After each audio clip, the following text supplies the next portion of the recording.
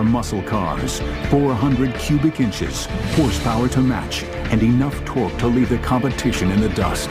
Welcome to the world of power and performance, not made for professional races, but for average drivers young and old whose racetracks are the streets. Now, muscle cars on modern models.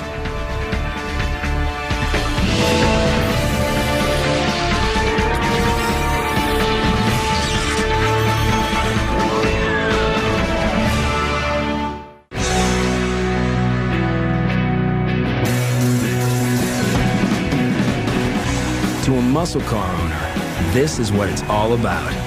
Putting together the magic combination of a powerful engine, carburetors in 2, 4, or even 6 packs, and just enough secret sauce in the head design to blow away any car that dared rev its engine at a stoplight.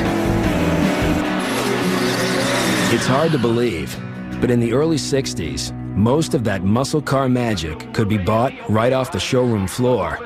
All of the big three, General Motors, Chrysler, and Ford, sold high-performance cars that ran like race cars and looked even better. There's no other car quite like it. Ford Fairlane for 63. A muscle car was greater than the sum of its parts. Sure, it had to have a very powerful V8 engine. It had to have an aggressive exterior. It had to have a wonderful, menacing exhaust tone. It just had to be in your face. If somebody questioned you, oftentimes it was the modern equivalent of the Old West shootout on Main Street at noon. You went out, you saw what your car did compared to somebody else's. That could settle a lot of arguments. Ask 10 auto buffs what they consider the first muscle car, and you're likely to get 10 different answers. Ask what's the best muscle car, and you're likely to end up in the middle of a street brawl. Whatever the favorite, there's probably an example enjoying retirement at Floyd Garrett's Muscle Car Museum, just outside Knoxville, Tennessee. This is Muscle Car Mecca, drawing thousands from across the country to drool over 90 of the cleanest, shiniest, fastest automobiles to ever hit the streets. And yes, they all run. This engine is legendary, the Pontiac 389. Similar to the one that would be placed in 1964 Pontiac GTOs. Thundering chunks of steel that many consider the first real muscle cars. But museum owner Floyd Garrett thinks the roots of muscle car design go back to the mid-50s, with cars like the 1955 Chrysler 300. This is the famous hemispherical head engine, what they call the Chrysler Hemi engine, and it produced 300 horsepower, and that's where they started the 300 from. This car was really heavy for the NASCAR circuit, but you stretch it out on the long end, it would eat your peanut butter and jelly.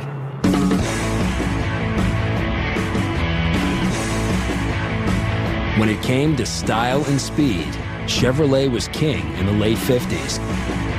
The famous 57 Chevys moved off dealer lots as fast as salesmen could do the paperwork.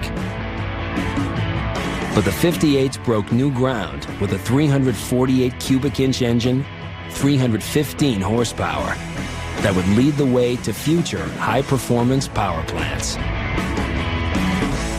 It was the first year for the big block engine, and this car is is an unrestored car and a very rare car. It's one of fewer than 100 produced. 58 Chevys also upped the ante with Tri-Power, 3 dual-barrel carburetors, designed to suck in as much oxygen as possible to generate power and speed. With the big block engine and multiple carbs, cars came off assembly lines in the early 60s with muscle to burn. The race was on to see who could build the biggest engine with the most horsepower mounted in the lightest weight car. This is a 1961 Ford Starliner. This was the first year for the multiple carburation on a Ford engine. It came out with 375 horsepower with a single 4-barrel. The 61 Ford boasted a 390 cubic inch engine. By 1963, Ford was producing 427 cubic inch motors with horsepower as high as 425. And the miraculous moment comes when the world's newest automobile springs to life under its own power. Chrysler entered the muscle car race with its own strong Mopar Motor Parts Division competitors. Ultimately, a Dodge with a 426 cubic inch power plant and 425 horsepower. In the early 60s, this was the ultimate factory drag car, period. Nothing could touch this when this came out. They all had dual quads, even the street Hemis. Look, a motor is basically an air pump. Air goes in here, goes out there, and the faster you can move that air, the better the motor. So with the Hemi heads, you got the plug in the middle, got the intake valve, exhaust valve. At, from 3 to 7 grand, the air is flowing so quickly and so perfectly through this motor that it was the perfect air pump, and which means it's a perfect muscle car motor. This is a pretty untouched car. It's a pretty big deal piece. You want to hear it?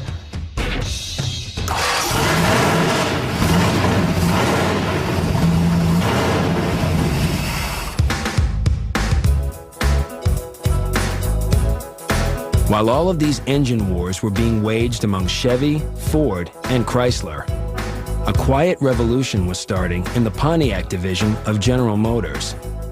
Bunky Knudsen took over Pontiac as general manager.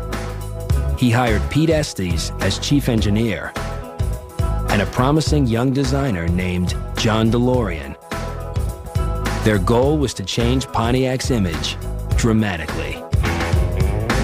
The problem they had was they built a very old folks car, and as a consequence their audience was dying off. So the business was diminishing. There was zero excitement because those people didn't want excitement. And it was a pretty sad situation.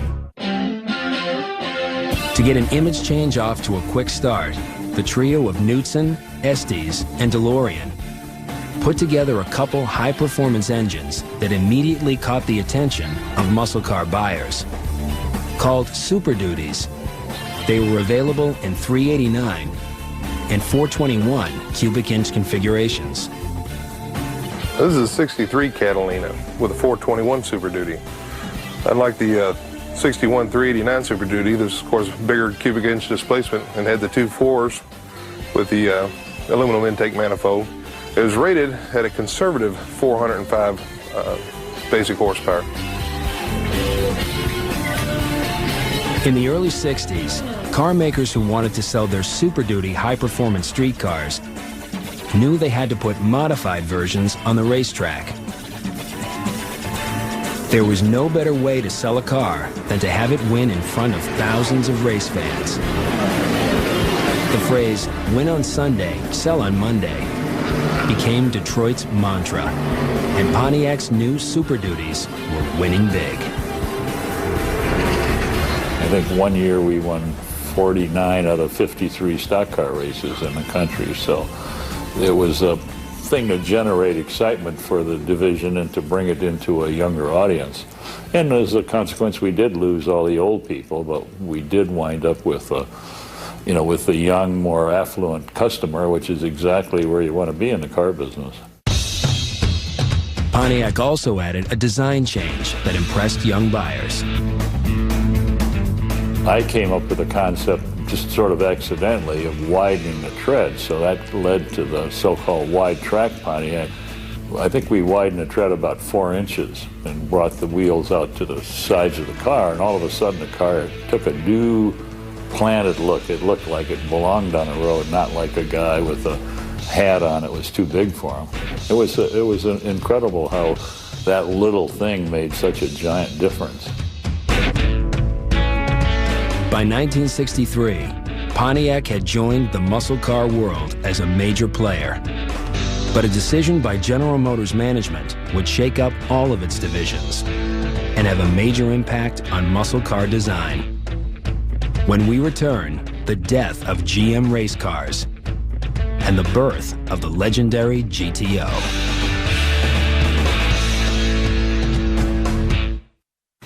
The first drag strip, the Santa Ana Drags, began running on an airfield in Southern California in 1950. It gained popularity because of its revolutionary speed clocks. Modern marvels will return in a moment. In 1963, General Motors faced a unique dilemma. Their divisions of Chevrolet, Pontiac, and Oldsmobile were too successful. Pontiac ad agency rep Jim Wangers found himself trying to sell fewer cars. At that time, they were getting in the area of close to 55% of the market. And the government thought if you got anywhere close to 60, we're going to have to seriously look at you and figure out how we may break it up. So one of the things GM then, not as the industry, but as the corporate entity, the corporation, said, we're going to pull out of any active participation in motorsports. No longer able to sell his cars on Monday that won on Sunday, John DeLorean went back to the drawing board, assessing who bought which GM cars and why. The Oldsmobile guy was always the guy with the checkered pants and the white buck shoes and the Orlon sports jacket. The Buick guy was sort of a pot-bellied, semi-balding. I mean, these are the images you had in your mind. And then, of course, the Cadillac owner was the little gray-haired old lady. So you saw the person you wanted to appeal to, and we were looking for is the young, good-looking guy with a good job and, you know, making a decent living who liked a little excitement. While other GM division managers conducted formal buyer surveys and pored over demographic statistics, John DeLorean spent his time researching what was happening in trend-setting California. He was always out there looking to get information to form an opinion about what was going on so that when he marketed on target. It wasn't long before DeLorean's research resulted in a new prototype. But it didn't come through GM's official design approval process. DeLorean did it his way. I took a smaller car, a Tempest, and I had a big engine put in it, some aggressive tires. I bought a Hurst shifter out of a catalog somewhere, put a more aggressive suspension on it, and that was a car that I used driving back and forth to work. It was fun. And I'd lend it to somebody for the weekend. I'd say, here, you ought to drive this, and I could never get it back. So I said, well, I think there's a market there. And indeed, it proved to be true. It was just a car that everybody fell in love with the minute they got into it.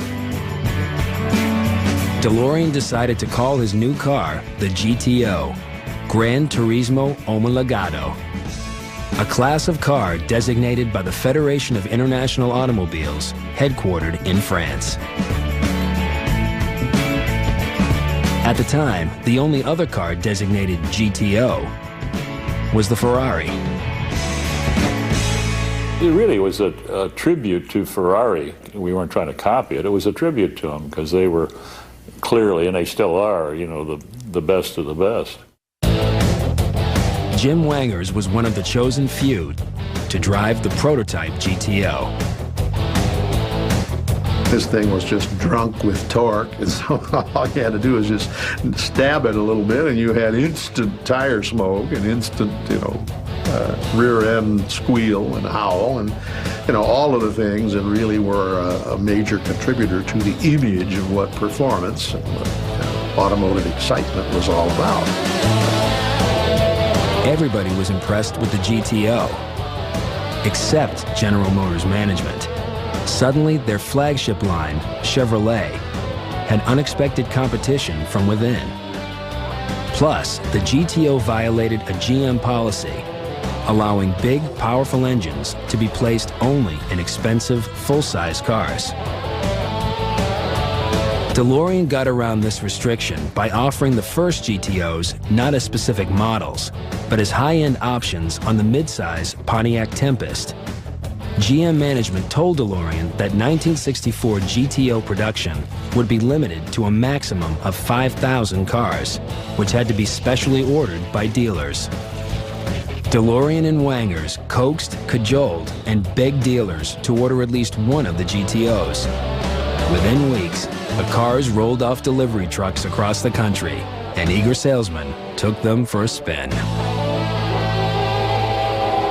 Now, these guys would come back and they'd say, holy smoke, what have we got here, And they'd run right into the sales manager or the dealer himself and say, hey, order 10 more of these because this is going to walk off our showroom floor, let me tell you. And they did. And so in a matter of less than a month after the cars began to show up actually in the showrooms, we had over 15,000 additional orders. For GM executives, there was no turning back. Like it or not, they had a success on their hands. And the hottest GM car was no longer a Chevy, but a Pontiac. By then, the egg had been broken and the omelet was made, so it really didn't make an awful lot of difference. See, then you had the market driving the product instead of us driving the product into the market. The public were demanding more cars than we could build. Ironically, the decision to take General Motors cars out of professional racing was the best thing that could have happened to Pontiac. It forced creative engineers to take power reserved for the track and put it on the street. See, the problem you had was that the guys that drove exciting cars were the chubby guys on Wall Street who didn't know how to drive.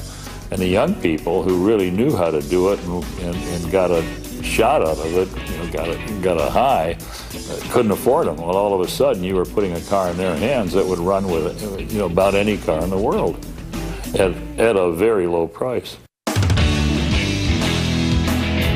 The Pontiac GTO, priced less than $3,000, would literally establish a new American subculture. It was a production car, it just had a really good horsepower to weight ratio. And with a light rear end, you could light the tires up, and the tires in those days weren't as sticky as they are today, and nor were they as wide. So, you could impress your friends pretty easy, and square around the corner and squeal the tires. They were just good streetable cars. They just happened to be fast, and they were affordable. Street power was now in the hands of working men and women. Young drivers would spend endless hours tinkering under the hoods of their dream cars and cruising for a chance to show off their speed. When we return, the engineering and marketing savvy behind the GTO. And Chevrolet enters the muscle car game with the Chevelle SS Supersport. Rhonda Hartman Smith is the world's fastest mom. Rhonda is ranked number 10 in championship point standing of the National Hot Rod Association. She took the seat of her family-owned dragster in 1993 after her husband was injured in a race. Muscle cars will return in a moment.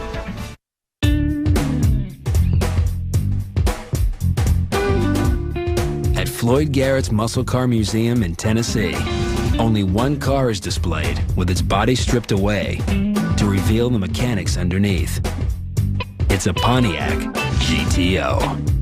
Well, this is a good example of early GTO chassis, engine, drivetrain. Good depiction from the years of 64 to 67. The engine is a 389 with a standard 4-barrel, and the 389 being its last year in 1966. There were some slight differences between 64 and 65 with the head changes. And there was also some camming changes which just give it about 10 more horsepower. It has a standard Muncie 4-speed with the Hurst shifter, which the GTO is famous for, along with its white marble knob. When designing the GTO, John DeLorean understood that a performance car was only as good as its manual gear shifter. He knew that standard GM shifters were not designed for racing. Again, bucking the desires of top GM management, he succeeded in placing a far superior shifter from an outside manufacturer in every GTO.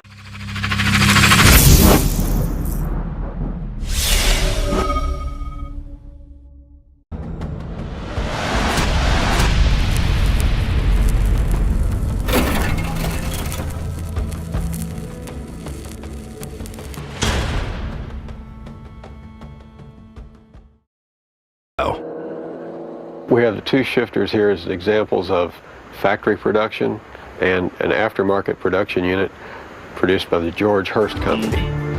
The factory shifter would wear out easily, and it had no stops to keep you from pushing this shifter literally through the dashboard. The Hurst shifter, to the contrary, has a full perimeter box around the shift levers, and it very specifically has stops which are adjustable to allow a very positive, hard shift time after time after time.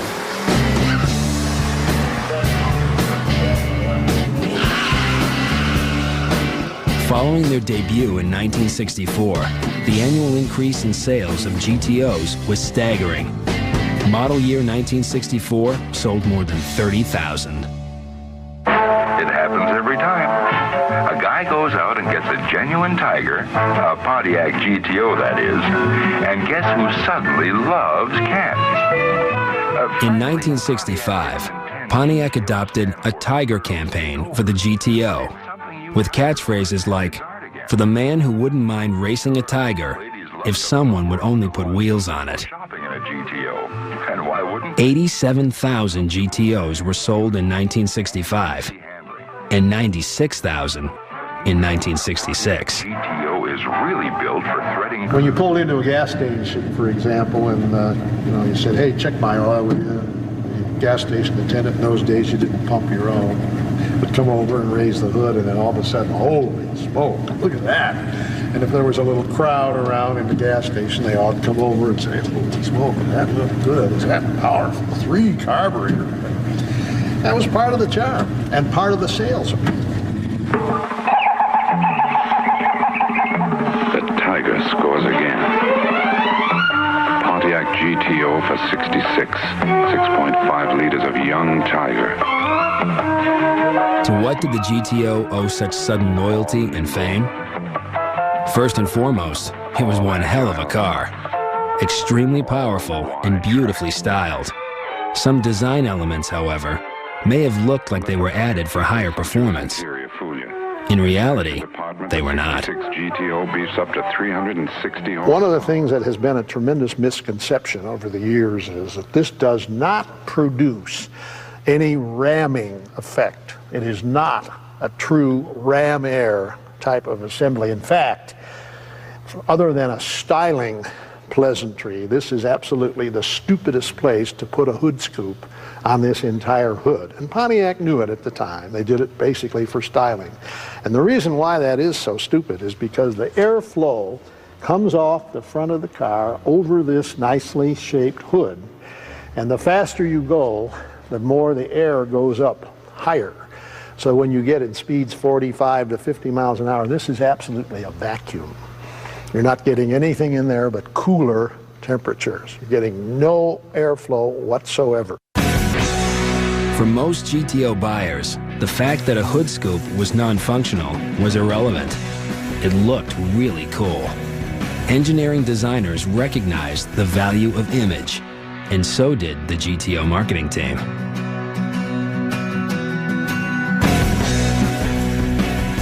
With the dramatic success of the Pontiac GTO, managers of the General Motors Chevrolet division realized they too needed to attract the younger car buyer. In 1967, the Chevelle SS Supersport hit the mark, with V8 engines boasting 396 cubic inches and horsepower options of 325, 350, and even 375. The 67 SS put Chevrolet on the muscle car map. 63,000 Chevelles were sold in 1967. Chevrolet, blue collar power, lots of power. The Chevelle was a good-looking intermediate body that could take the biggest engine that General Motors could build, and they had stout transmissions, good, robust drive lines. It could handle a real thrashing. The handling, again, and the braking was a little on the marginal side, but in a stoplight drag race with a properly set up Chevelle, it could give any other muscle car a real run for its money.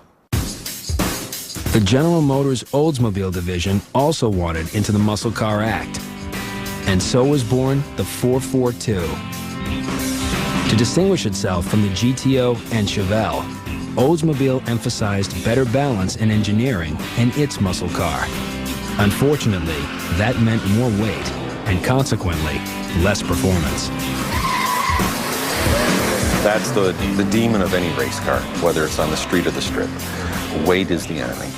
Though the 442 had a little bit more of a luxurious bent to it than the GTO. That was the Oldsmobile tradition. Put a little bit of luxury in there as well as brute power.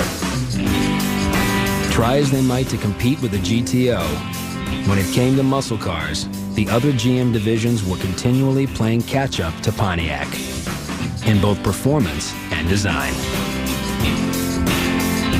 If you look at most Pontiac cars, going back to the 64 Grand Prix cars, look at the interior appointments, look at the body appointments, look at the style wheels, they're always one step ahead of the rest of the GM lines.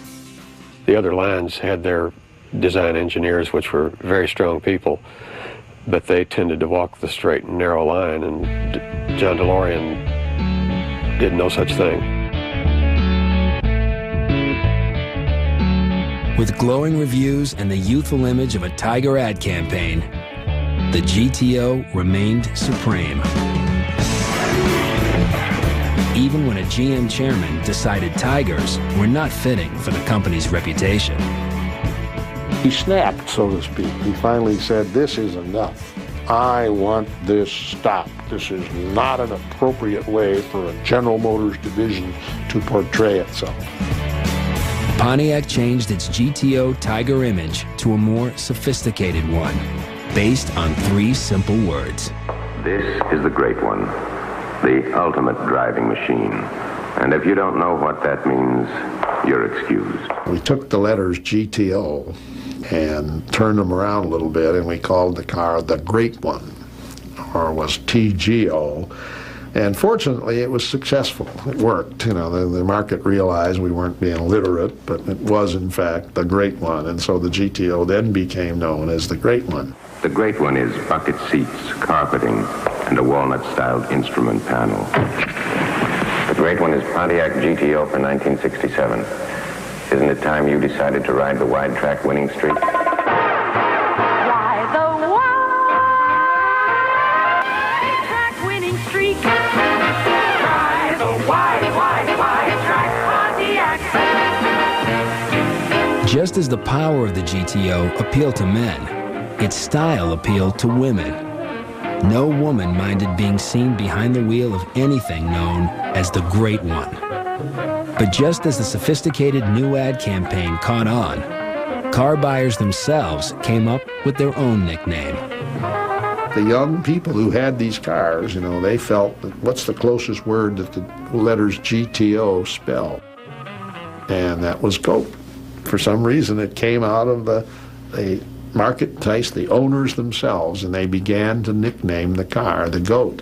And it's even as popular today as it was when it first came into its own. A GTO is a GOAT. Call it what you will, a GTO, a Tiger, the Great One, or even a GOAT. The Pontiac GTO became the muscle car to catch in the 1960s. When we return, the race is on to catch the GOAT.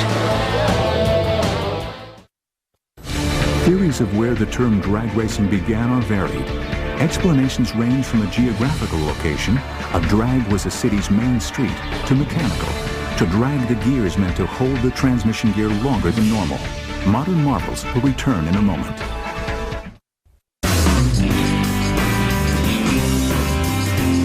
As engines roared at stoplights across the country during the late 1960s, no car manufacturer gave Pontiac better competition than Chrysler.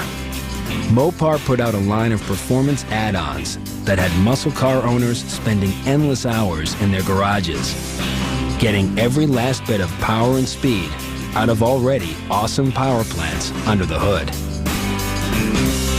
It may have taken the Chrysler lines of Dodge and Plymouth a few years to figure out what to put up against the GTO. But when they finally placed their own mid-sized muscle cars on the street, they were a force to be reckoned with. Sheriff, I bought that car cash money. You can't afford no car like this. These fancy Italian jobbies cost a fortune. New Dodge Challenger Coupe, Buford. Challenger? And it don't cost no fortune. What? Look at the way this baby's built. Why, it's even got torsion bars. Taking a cue from the Pontiac GTO, Dodges and Plymouths stressed price and performance with optional Hemi heads and carburetors and six-packs. It's just 6 barrels. It's 3 Holley 2 barrels in line. You're basically running off the middle carb until you start putting your foot in it, and then the outer 4 come into play. And if you really put your foot in it and those outer 4 just slam open, you better be holding on, because I mean it's just it's violent.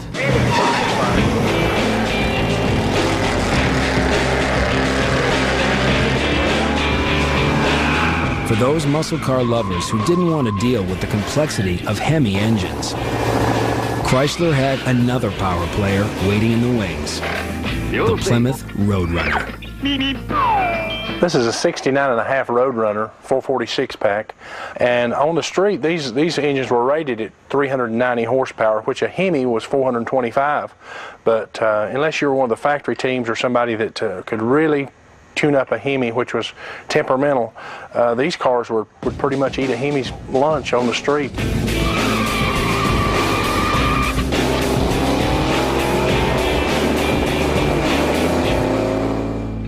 What is that Fairlane feeling? And what about Ford?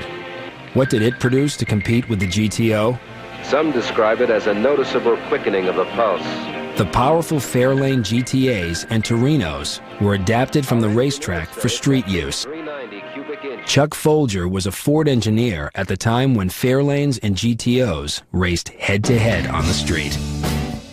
We were very, very successful on the racetracks and the drag strips. We were a little bit, I think, slow in catching up with competition on the street. That was partially due to the availability of parts and getting the philosophy to where you could develop the car and run it down the production line. Ultimately, Ford chose to compete for the young buyer with less powerful but very stylish pony cars. For drivers willing to sacrifice torque and speed for an eye-catching new design, Ford Mustangs filled the bill.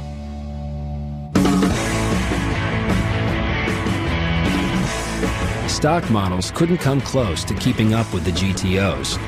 In fact, very few Mustangs could really be considered performance cars. Those were modified by famous race car driver turned engineer Carroll Shelby. This is a 68 Shelby KR convertible. The KR is king of the road. They came out April 1st, 68. It correlated with the 428 Cobra Jet announcement. I don't consider many Mustangs to be muscle cars, but this just happens to be one of them. This car is a complete and total muscle car. You put headers on this thing, and she will keep up with anything. As the 60s came to a close, Pontiac's John DeLorean had one final trick up his sleeve to keep the GTO feeling fresh and powerful. In 1969, a new version rolled off the assembly line. DeLorean named it the Judge. The name really came, there was a show on TV called Laugh-In, and one of the things that they had in every show was sometimes Sammy Davis, sometimes somebody else. It would always end with, "Here comes the Judge," and I thought that was sort of humorous. So I decided, well, we'll just call the car the Judge, so people can say, "Here comes the Judge."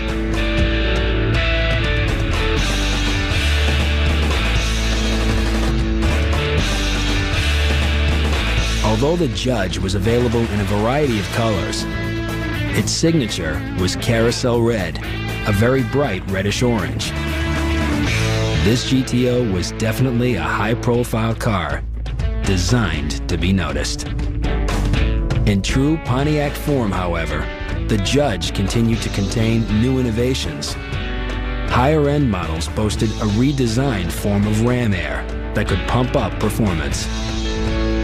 Ram air was basically put an opening in the front of the car, could be either in the hood or in the grill, in which the air pressure generated by the speed of the car would tend to supercharge the engine, and that's what the ram air was. And it gave a significant increase in power, but only at extremely high speeds. The Judge would indeed mark the beginning of the end of the muscle car era.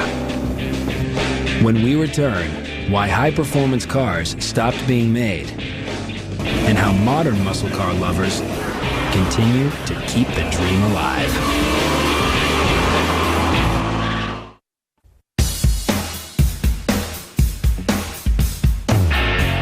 In the lobby of Floyd Garrett's Muscle Car Museum in Tennessee, a bright red muscle car draws the attention of every visitor. For Floyd, it represents both a high point and the end of the muscle car era. This is a 1970 Chevelle SS 454. It was the highest horsepower that ever come out of Detroit. It's 454 cubic inches, 450 horsepower. And it's got the cowl-inducted hood, the cold air package like you see on Ram Airs and shaker hoods on Mopars. This car is unusual because it's got an automatic transmission and it's got rear interior. This is as good as it ever got for Chevrolets in the muscle car era to me.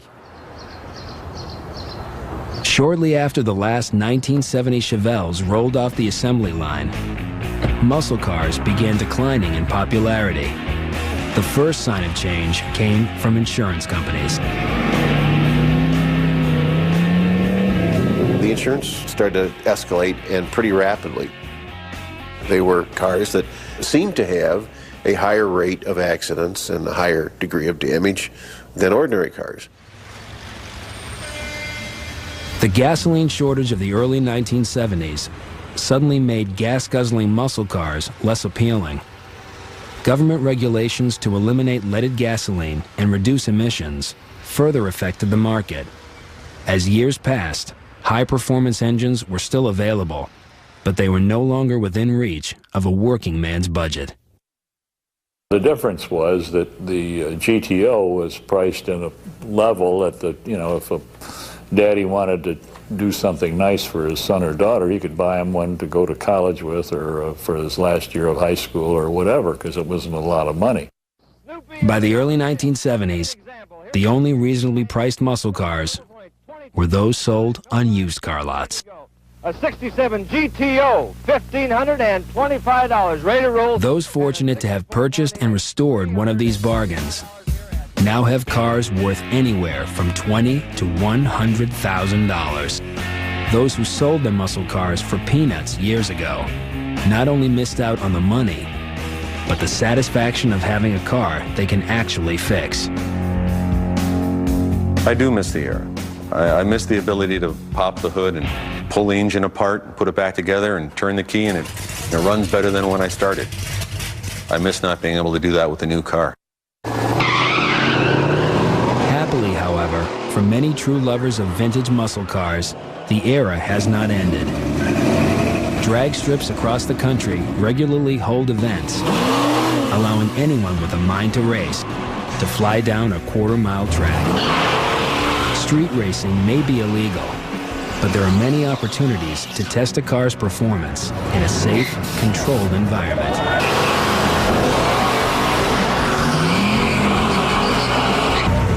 More significantly, the sport of performance racing seems to have attracted new generations of young people, many prompted by their parents. It's a family thing. We actually got into it to keep my son out of trouble, and we do all of our own work. We totally restore our own cars, build our own engines. It was a big thrill, going to school in my 66 Barracuda and stuff, all the kids, like, dang, that's a nice car, There's a real thrill out of it. I got, it was fun. Picked up the car, had everything original in it, took it home, cleaned it up, dropped a new motor, transmission, differential, everything's brand new. Threw an airbag suspension setup on it, and it's been running ever since. I just love automobiles, so it's I like to go fast too. So I'm getting ready to do some upgrades on it, and I want to go faster. Hopefully I don't end up hurting the car, wrecking it, or doing something to it that it won't be around for another 20 years. What continues to draw thousands of street racers every weekend to test their mettle? It may be the chance to race for the very first time, or to take on a friendly adversary who looks unbeatable. Of course, the price of winning may be popping a head gasket. Oops. Or blowing a piston. Oh, you broke a rod? I think it's a broken crank. Many come to the drag strip simply because they still love the sounds. The sound's an important part of what you do. I bought a record that somebody made way back then called The Sound of Speed, and it was nothing but engine noise. I put it on my hi-fi and listened to it by the hour. Man, it was so thrilling just to hear it. To hear these powerful engines just bellowing out vast amounts of unburnt hydrocarbons. The tires just scrabbling for traction. The exhaust notes were they're music.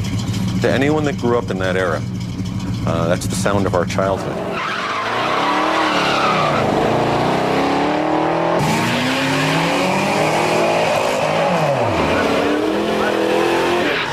John DeLorean still gets nostalgic when he watches his GTOs race. They remind him of a time when nothing was more important than creating objects of desire, fun, and excitement, affordable to the working man. Those days, it was just so thrilling to do what you were doing. I couldn't wait to get to work. I can remember, maybe 30 times sleeping in the back of a car because I didn't have time to go home. I mean, it was incredible. You just, couldn't stop. You enjoyed doing what you were doing so much. It was thrilling. In March 2002, General Motors announced that the legendary Pontiac GTO will soon return, styled along the lines of the Australian Holden Monaro Coupe. Today's automakers are definitely trying to recapture the magic of the muscle car era. Like Model Ts and even older vehicles, muscle cars from the 1960s and 70s make us recall an era when there were no computer chips under the hood, no LCD readouts on speedometers, and certainly no cell phones to distract us on the road. All that mattered was speed and performance. Just plain muscle.